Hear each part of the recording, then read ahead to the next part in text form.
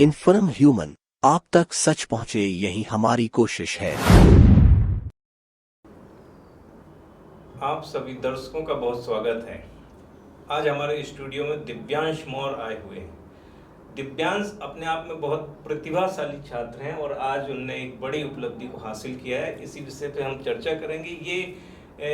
हम पहले से जानते समझते रहे हैं कि देवास में प्रतिभाओं की कमी नहीं है। नए उम्र के बच्चे बहुत तेजी से आगे बढ़ रहे हैं और बड़ी बड़ी उपलब्धियां हासिल कर रहे हैं। देवास का नाम देश विदेश में बड़े स्तर पर रोशन कर रहे हैं। ये हम सभी के लिए गर्व की बात है। आज दिव्यांश ने भी ऐसी ही एक उपलब्धि हासिल की है। दिव्यांश, आपका बहुत स्वागत है। क्या अचीवमेंट है आपका? जी सर, मैंने इस साल CUET UG दिया और उसमें मैंने 788 मार्क्स प्राप्त किए out of 800 and this is a very good score. And इससे मुझे मेरी जो कॉलेज में चाहता था हमेशा से, Saint George college Delhi university में, वो मिल सकता है। और ये मेरे लिए और मेरे परिवार वालों के लिए, सबके लिए बहुत एक प्रसन्नता की बात है कि मैं ये कर पाया। और धन्यवाद आपने इस तरह से। दिव्यांश, ये परीक्षा जो है या जो कंपटीशन, ये इसकी प्रक्रिया क्या है और कितना कठिन रहता है? जी, ये CUET UG जो है ये 2022 से ही केंद्र सरकार ने चालू किया है। इसके अंदर जितनी भी सेंट्रल यूनिवर्सिटीज़ हैं उसमें आप एडमिशन ले सकते हैं। तो इसके लिए पहले रजिस्ट्रेशन प्रोसेस के साथ हमें, जब हम रजिस्ट्रेशन प्रोसेस करते हैं तो हमें बताना पड़ता है कि हम कौन सी यूनिवर्सिटी के लिए अप्लाई कर रहे हैं। तो उस यूनिवर्सिटी के पर्टिकुलर कोर्स के हिसाब से एक एलिजिबिलिटी क्राइटेरिया होता है। उसके अकॉर्डिंग हमें कुछ चुने हुए सब्जेक्ट्स में एग्ज़ाम देना पड़ता है। उसके बाद ये एग्ज़ाम CBT मोड में होता है, कंप्यूटर बेस्ड मोड में, और MCQ बेस्ड आता है ये क्वेश्चन पेपर। और इसके साथ ही यहाँ पर बेसिकली हमारा क्लास 11 एंड 12 का नॉलेज चेक किया जाता है।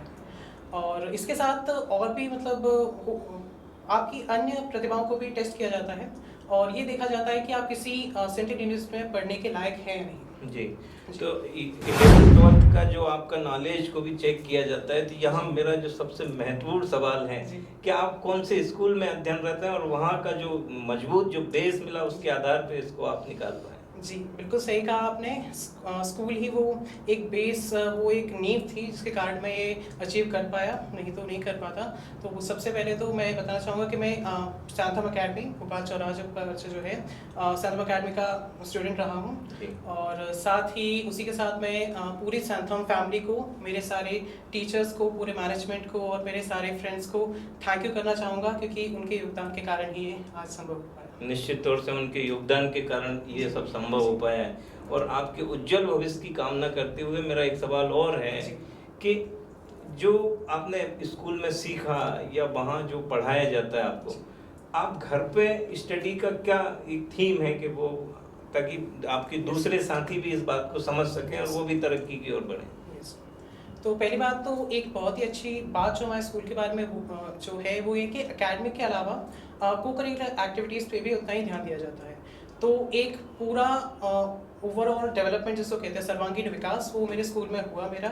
और उसके साथ साथ ही पढ़ाई भी मैंने साथ साथ में की। उसी के साथ जो भी चीज़ें वहाँ पे पढ़ाई जाती थी उन पे मैं चिंतन करता था, घर पे आके फिर से पढ़ता था और अन्य चीज़ों को जानने की कोशिश करता था, और उसकी वजह से ये सब हो पाया। साथ ही मैं ये भी बताना चाहूँगा कि कक्षा 12वीं में मुझे अपने स्कूल का हेड बॉय बनने का मौका मिला। और उसके साथ मुझे रियल टाइम एक्सपीरियंसेस जो होते हैं, सोशल इंटरेक्शंस, किस तरह से आपको समाज में आपकी क्या भूमिका रहती है, आप किस तरह से लोगों से बात करेंगे, उनके विचार जानेंगे और किस तरह से समाज में बदलाव लाने का प्रयास करेंगे, यह मैंने वहाँ से सीखा। तो इस तरह से हर एक चीज़ पर ध्यान देते हुए, चाहे वो पढ़ाई हो चाहे अन्य चीज़ें भी हों, उन सब चीज़ों पे ध्यान देते हुए मैं यहाँ तक आ पाया। और इसके लिए मैं यही सबसे कहना चाहूँगा कि पढ़ाई ही सब कुछ नहीं होती है, आपको अन्य चीज़ों पर भी ध्यान देना चाहिए। जैसे कि बहुत बार देखा जाता है कि कोई बच्चा पढ़ाई में बहुत अच्छा रहता है लेकिन कॉन्फिडेंस की कमी उसमें पाई जाती है। तो उसको डेवलप करने के लिए आप अपने सोशल इंटरेक्शन पर भी ध्यान देना चाहिए। और साथ ही कुछ बच्चे ऐसे भी होते हैं जिनका कॉन्फिडेंस लेवल तो बहुत हाई रहता है लेकिन वो पढ़ाई में कहीं पीछे रह जाते हैं। तो मेरा आपसे यही कहना है कि आपको इन दोनों चीज़ों को एक बैलेंस में लेकर चलना है। आप अपनी जो सोशल लाइफ है उसको भी अच्छे से जिएँ और साथ ही अपनी पढ़ाई को भी अच्छे से करें।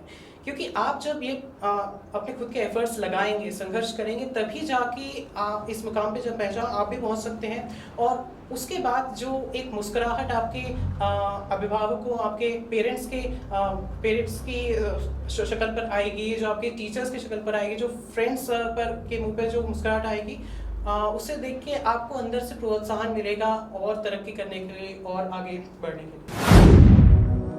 Audio Jungle. इन्फर्म ह्यूमन, आप तक सच पहुंचे यही हमारी कोशिश है।